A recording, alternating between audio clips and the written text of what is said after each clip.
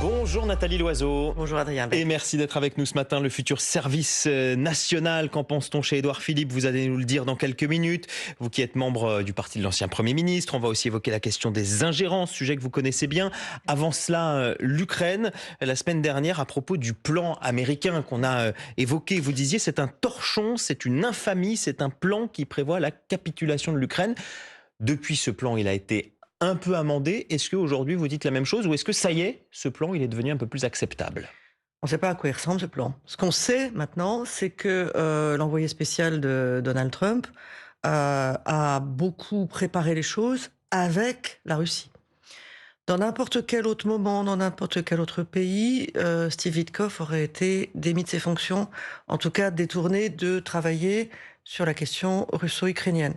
Il est émissaire, il peut parler aux Russes, ça paraît logique.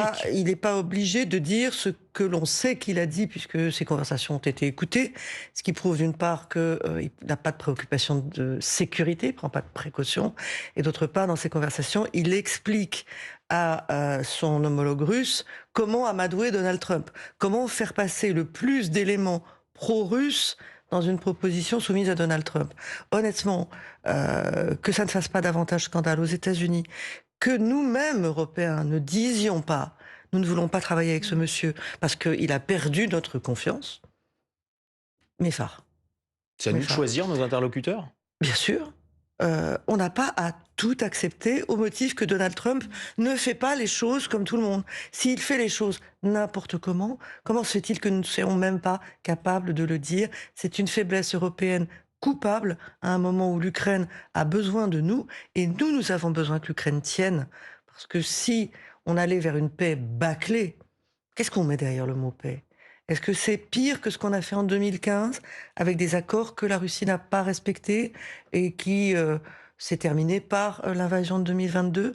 Si on va vers une paix bâclée, soyons très clairs, les Européens sont les prochains sur la liste de Vladimir Poutine. Justement, on va aller dans le détail de cet accord de paix, en tout cas de ce projet qui est sur la table, celui qui a été amendé par les Européens. Vous qui suivez au quotidien les négociations, leurs avancées, vous avez espoir que cette nouvelle version, plus favorable à l'Ukraine, puisse être adoptée, en tout cas qu'un compromis puisse être trouvé? J'ai espoir qu'une paix durable, juste, digne, arrive le plus vite possible. Et les premiers qui le souhaitent, ce sont les Ukrainiens qui ont encore été bombardés sauvagement cette nuit à Kiev. Cet espoir, je l'ai. Est-ce que j'ai confiance dans le fait que c'est la volonté de Vladimir Poutine? Il n'en donne aucun signe.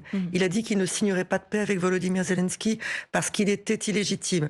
Il a demandé aux États-Unis de lui remettre en quelque sorte des territoires que la Russie, en presque 4 ans, n'avait même pas réussi à conquérir militairement. Donc pour le moment, on est très très loin du compte, hélas. Alors ces déclarations, Vladimir Poutine les a dit lors d'une conférence de presse. Il a aussi ajouté ceci à destination des Européens. C'est une chose de dire que la Russie ne doit pas attaquer l'Europe. Pour nous, ça semble ridicule. Nous n'avons jamais prévu cela. Mais s'ils veulent l'entendre, nous pouvons le mettre par écrit. Pas de problème. Alors Poutine qui dit que c'est ridicule de lui prêter des intentions d'attaquer l'Europe, il faut croire tout l'inverse? Le problème, c'est que Poutine, il a une histoire. Il a dit qu'il n'attaquerait pas la Tchétchénie, il a rasé Grozny. Il a dit qu'il n'attaquerait pas la Géorgie, il était arrivé à 16 km de Tbilissi. Il avait dit qu'il n'y avait pas de Russes au Donbass, évidemment, il a occupé le Donbass et la Crimée. Mais tout ça, c'est son rêve de reconstruire une grande Russie, un empire. C'est pas attaquer Paris et Berlin. Alors, d'une part, l'Ukraine, c'est l'Europe. Pardon de le rappeler, c'est un pays indépendant, souverain, qui n'a pas menacé la Russie. D'autre part, si, parce que moi je ne suis pas dans la tête de Vladimir Poutine, si son rêve c'est l'Empire russe, les pays baltes faisaient partie de l'Union soviétique, mais ils font aujourd'hui partie de l'Union européenne et de l'OTAN. Excusez-les d'avoir choisi indépendamment. Et il y a un slogan que vous voyez en Russie, que vous voyez un peu partout sur des grands posters qui dit « La Russie n'a pas de frontières ». Alors ceux qui nous disent il n'y aura pas de chars russes à Paris, mais ils ont raison. Mais c'est pas la question, c'est pas des chars russes qu'il y a en ce moment à Paris, c'est de l'ingérence russe tout le temps. Le deuxième pays le plus attaqué par la guerre hybride russe en Europe, après l'Ukraine, c'est la France. On va y revenir, mais restons, si vous le voulez bien, encore quelques instants sur ce plan. L'un des points d'achoppement, évidemment, c'était la question de ce déploiement de troupes de réassurance. Les Européens, dont Emmanuel Macron, veulent que ce soit en Ukraine.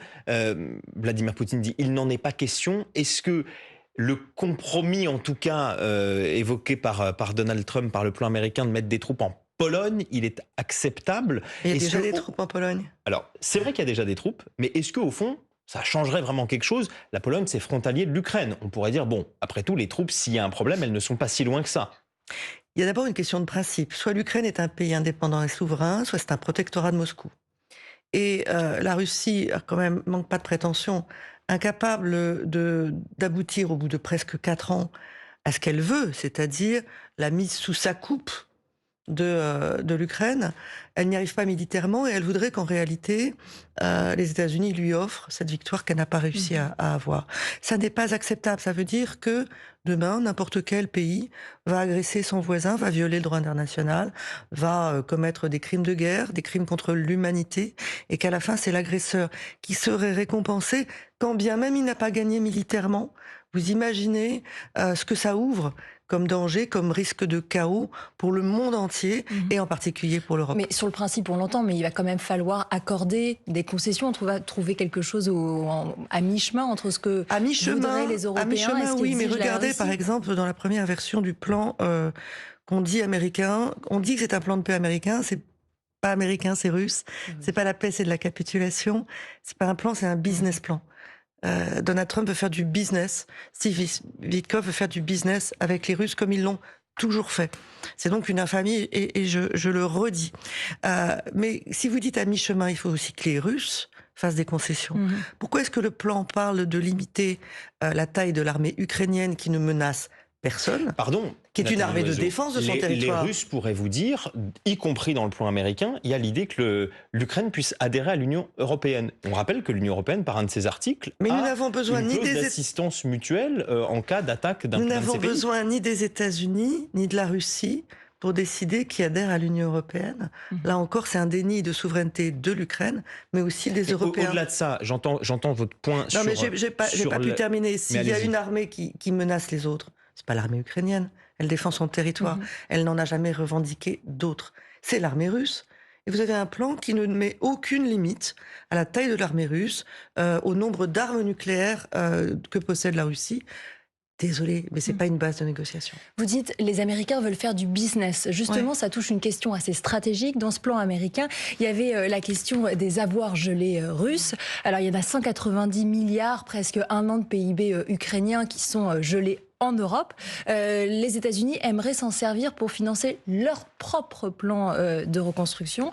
C'était une tentative de hold-up, cette écoutez, prêtez-moi votre montre et puis je vous donnerai l'heure.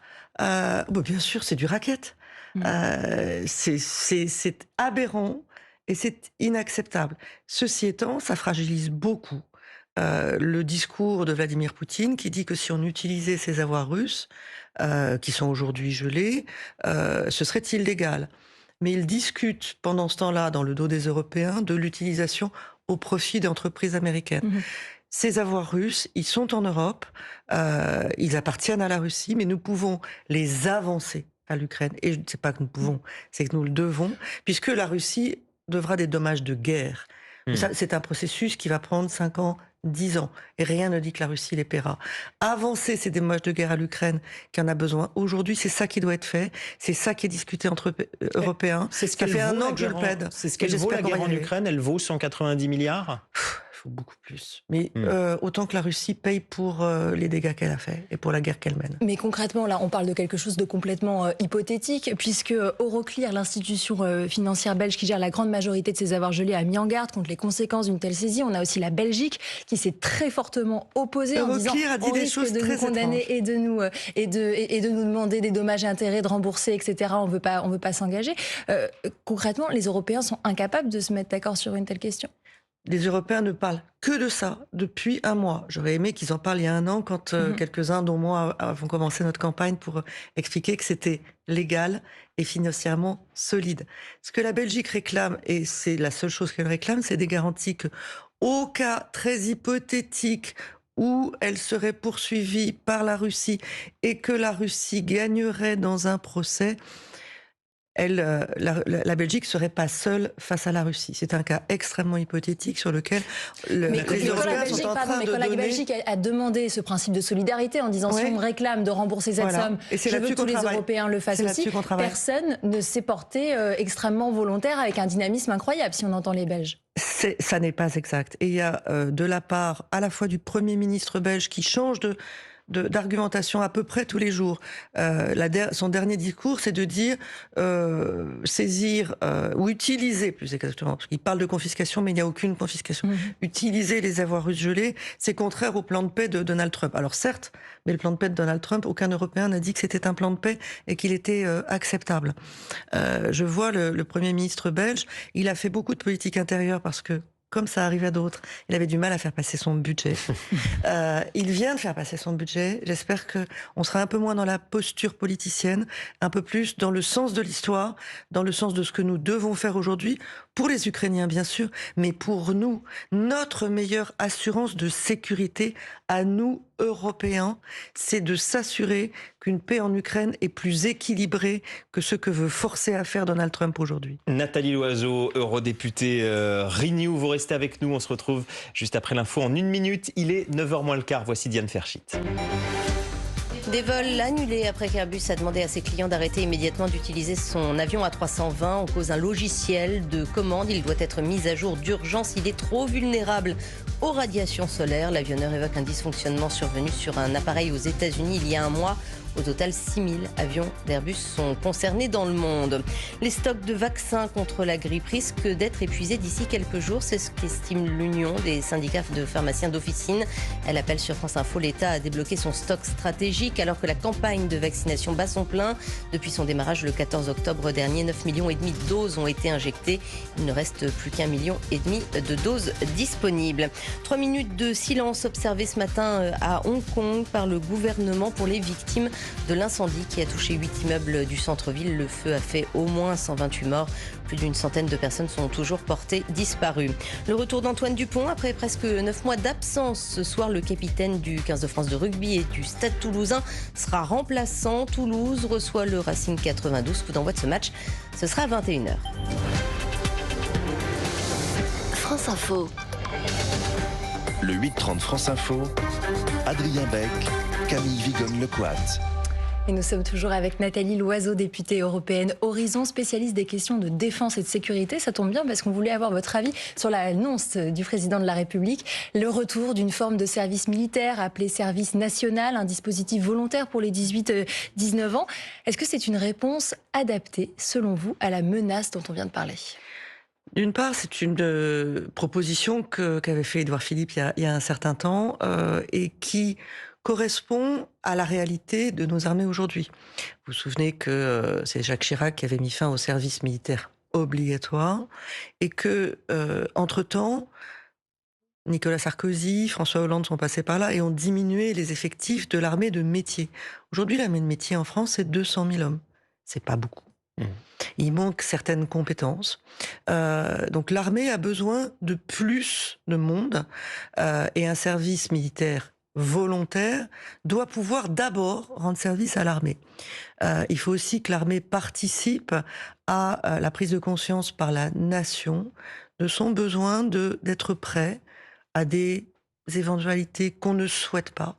Oui. Personne en France ne veut déclarer une guerre, mais on sait qu'aujourd'hui, le monde est infiniment plus instable et on sait que nos générations, qui n'ont connu que la paix, sont un peu loin de la réalité de la chose militaire. Alors Nathalie Loiseau, vous parliez d'effectifs militaires, justement, c'est aussi une des questions que pose ce service militaire. 3000 personnes, 3000 jeunes pour la première année. Écoutez ce qu'en disait hier à votre place l'ex-général Christophe Gomard, qui est un de vos collègues au Parlement européen. Je vois que ça vous fait déjà réagir. On va l'écouter tout d'abord et on en parle juste après. Bon, 3000, c'est peu. regarde une classe d'âge, c'est environ 800 000 jeunes, 400 000 garçons, 400 000 filles. Donc c'est très très peu, c'est 0,03%, je crois, quelque chose comme ça. Donc c'est très peu, alors que je pense qu'il faudrait aller vers au moins 10% de la population en mesure de faire un service militaire volontaire. Voilà, ça représente pas assez de jeunes. Il dit aussi que voilà, en plus, ces jeunes ne pourront pas sortir du territoire. Or, quand on est membre des forces armées, eh ben, on doit être en capacité de se projeter. Alors, j'aimerais expliquer à Christophe Gomard que si le service militaire est volontaire, on ne va pas fixer un chiffre puisque ce sont des volontaires. Et 3000, ça n'est qu'un début. Il se trouve que hier, je suis allée voir l'ancien chef d'état-major des armées, le général Lecointre, pour parler d'un certain nombre de sujets, mais notamment celui-là.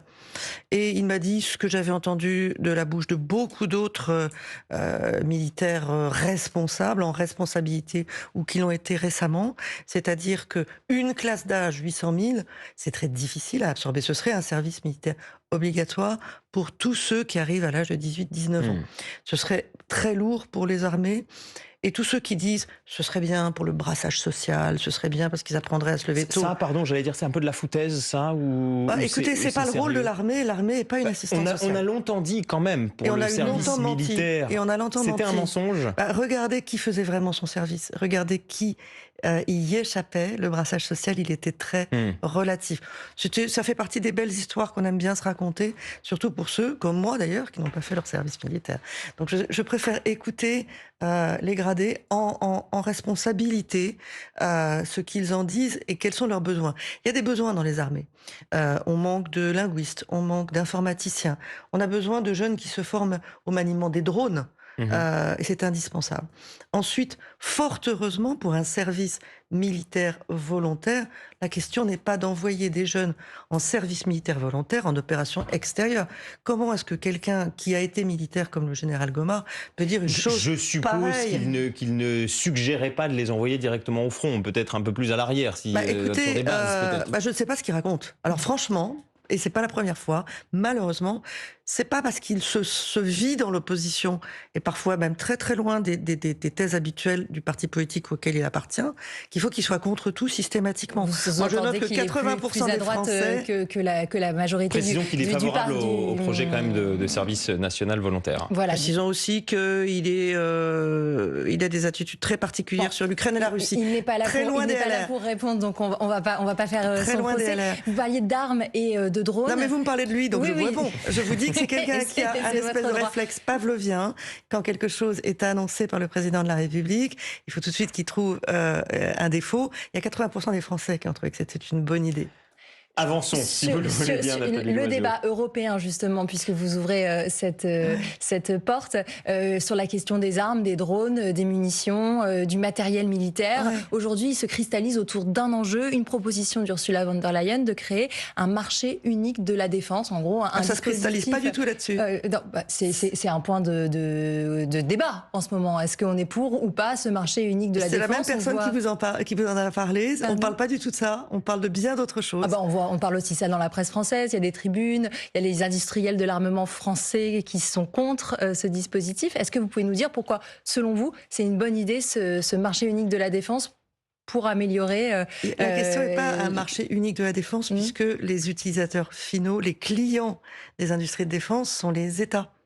C'est la France qui achète du matériel pour ses armées. C'est donc pas un marché comme un autre. On n'est pas en train de parler de la circulation des fruits et légumes dans l'Union européenne. C'est pas la Commission qui régulerait ce marché. Mais non.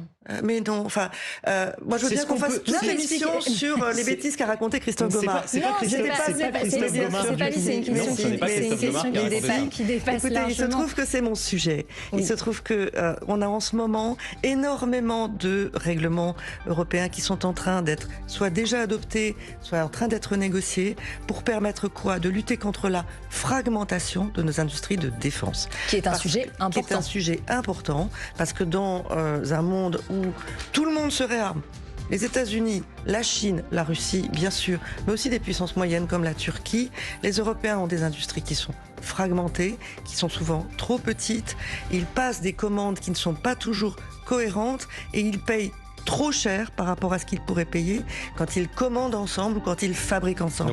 C'est ça qu'on est en train d'essayer d'améliorer et on en a besoin. On a compris en gros comment allait fonctionner ce marché. Merci Nathalie Loiseau, députée européenne Horizon. Merci d'avoir été avec nous ce matin. Merci Camille Vigogne-Lequad, journaliste au Nouvel Obs. Restez sur France Info.